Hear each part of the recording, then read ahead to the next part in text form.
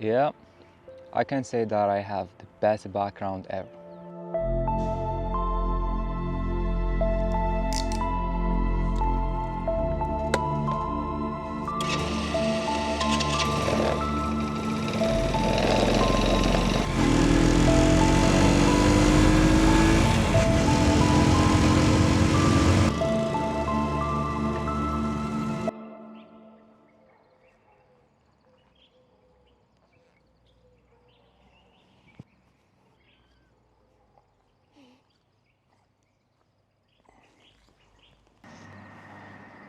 Chapter 1.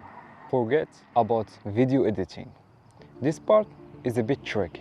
I do see most beginners have the same issue, which most of the cases they are missing one thing: design principles. When you kinda see the final results of their project and videos, you will notice that maybe the color of the fonts, maybe you will see something is different. If you do watch a lot of YouTube videos, you will notice a difference. You will see there is something is missing in their videos. It's not smooth for the eye to watch. I highly recommend to step back and learn more about design principles and then start learning the video editing. There are many principles to consider, but the most that I use often are colors, contrast, typography, and balance. For instance, it may sound basic, but some people still make mistakes like using a black background with black or dark color text. It is surprisingly common. When it comes to balance, there is a rule against placing elements like logo or text in the edge of the frame. It is uncomfortable for the viewer's eye. Instead, positioning elements with space around them create a more pleasing and balanced composition.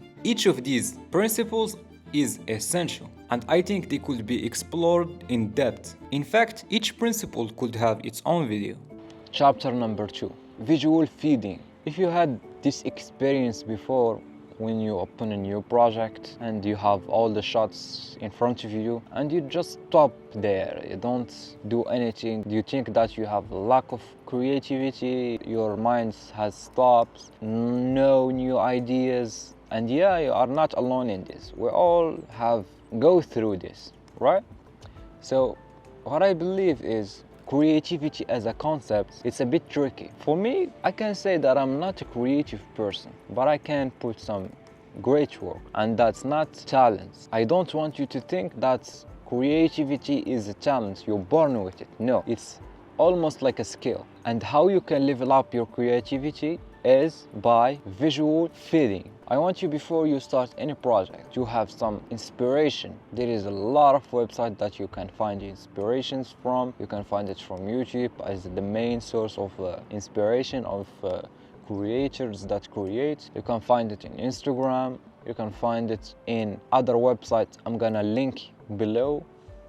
So yeah, but I want you to consume other creative contents with the intention of learning. For example, if you watch a movie, and I think if you adopt this mindset, you will ruin all the pleasure in watching the movies, like I did.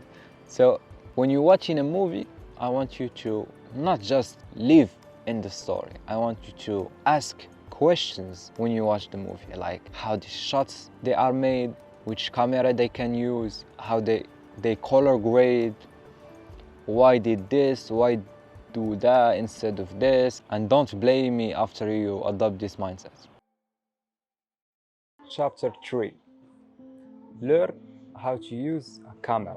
It's really helpful to understand how to use a camera and understand the setting of a professional one. Think about it. Us as the video editors, most of the videos we do work on are shot by cameramen, and our main communication will be through footages they send us. For example, if I have a project that I am working on, and in the footages I found one clip is 60 FPS and all of the others are 24 FPS, that only mean one thing: he wants slow motion in that footage. And the same goes for transitions, movements, etc. Chapter 4. Have passion project on the side. Here is another story about me. In January 2024, after working with a production agency for almost 3 years, I decided to leave and do my own thing. After making that decision, I started applying to side projects on freelance websites. After a while, I began to see some success, which led me to quit my job and become full-time video editor. So that's what I did. And for the next 8 months after I did that move, I was almost all day doing video editing work for 8 months straight.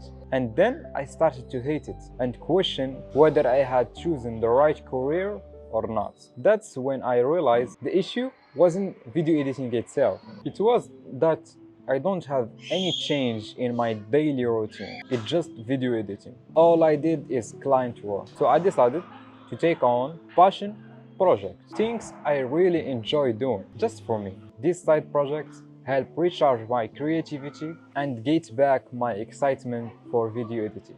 And this YouTube channel is also one of the side projects. If you like how I film my videos and how I tell my stories and give tips also, please leave me a comment telling me new ideas for future videos. Thanks for watching. Goodbye.